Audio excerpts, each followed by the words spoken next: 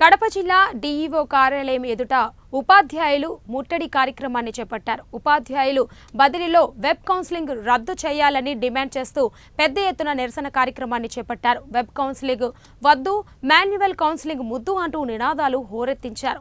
Web counselling రద్దు చేసేంత వరకు ఉద్యమాలు ఆపేది లేదని స్పష్టం చేస్తున్న ఉపాధ్యాయులు ఐక్యవేదిక సంఘాల నాయకులతో మా కడప జిల్లా ప్రతినిధి Shabbir face to face. Web counselling రద్దు చేసి మాన్యువల్ కౌన్సిలింగ్ నిర్వహించాలని డిమాండ్ చేస్తూ ఉపాధ్యాయ ఐక్యవేదిక ఆధ్వర్యంలో ఇవాళ కడప జిల్లా డిఓ కార్యాలయం వద్ద ముట్టడి కార్యక్రమాన్ని చేపట్టారు. ప్రస్తుతం మనతో మాట్లాడడానికి ఉపాధ్యాయ ఐక్యవేదిక సంఘాల నాయకులు ఉన్నారు. వాళ్ళని తెలిసిన ప్రయత్నం చేద్దాం. చెప్పండి, మీరు ప్రధానంగా ఏమని డిమాండ్ చేస్తున్నారు? ఈ ముట్టడి కార్యక్రమాన్ని ఎందుకు చేపట్టారు? కడప జిల్లాలో దాదాపు 2400 మంది సెకండ్ గ్రేడ్ ఉపాధ్యాయులు బదిలీలకు దరఖాస్తు చేసుకున్నారు. దానిలో దాదాపు 2000 మంది కంపల్సరీ బదిలీలో ఉన్నారు. 400 మంది రిక్వెస్ట్ ట్రాన్స్ఫర్స్ లో ఉన్నారు. మేమైతే ప్రభుత్వం ఏదైతే అమలు చేస్తున్న బదిలీ విధానం వెబ్ కౌన్సిలింగ్ ను మేమైతే వ్యతిరేకించడం లేదు, కానీ వాళ్ళు హెడ్ మాస్టర్ల ట్రాన్స్ఫర్లకు కానీ అలాగే స్కూల్ అసిస్టెంట్ ట్రాన్స్ఫర్లకు కానీ మేము ఆహ్వానించాం. కానీ కేవలం సెకండరీ టీచర్లకు సంబంధించి మాత్రం మేము వ్యతిరేకిస్తున్నాం. ఎందుకంటే 2400 పైగా ఆప్షన్లు పెట్టడానికి ఆ 2 గంటల సమయంలో ఖచ్చితంగా సాంకేతిక సమస్యలు తలెత్తుతాయి.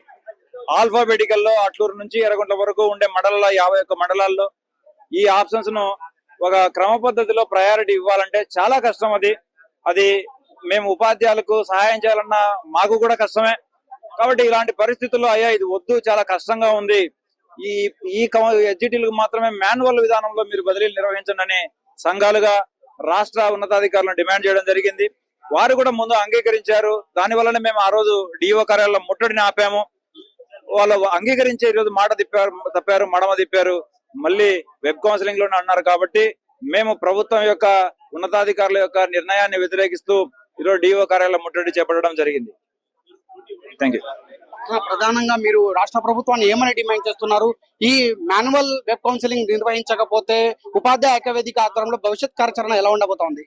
ఇప్పుడు నిన్నటి నుంచి ఎస్జిటీలకు మాన్యువల్ వెబ్ కౌన్సిలింగ్ లో ఆప్షన్స్ ఎనేబుల్ చేసింది గవర్నమెంట్. మొన్న అర్ధరాత్రి నుంచి కేవలం 1.7% మాత్రమే రాష్ట్రంలో ఇప్పటి వరకు వెబ్ ఆప్షన్స్ ఇచ్చారు. అంటే సంఘాల యొక్క మాటను గౌరవించి, సంఘాల యొక్క మాట పైన సంఘాలు ఇచ్చిన పిలుపును అందుకొని ఉపాధ్యాయులు కేవలం 2% లోపు మాత్రమే వెబ్ ఆప్షన్స్ ఇచ్చారు. అంటే 98% మంది సంఘాలు ఇచ్చిన పిలుపును అందుకొని ఎవరు వెబ్ ఆప్షన్స్ ఇవ్వలేదు.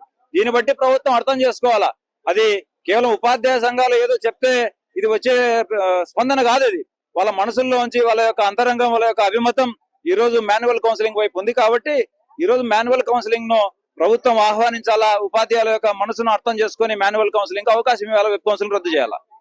వెంటనే రాష్ట్ర ప్రభుత్వం స్పందించి వెబ్ కౌన్సిలింగ్ ను రద్దు చేసి మాన్యువల్ కౌన్సిలింగ్ నిర్వహించాలని, లేని పక్షంలో ఉపాధ్యాయ ఐక్యవేదిక ఆధ్వర్యంలో పెద్ద ఎత్తున ఉద్యమాలను మరింత ఉధృతం చేస్తామని చెప్పి ఇక్కడ ఉపాధ్యాయ ఐక్యవేదిక సంఘాల నాయకులు హెచ్చరిస్తున్న పరిస్థితి.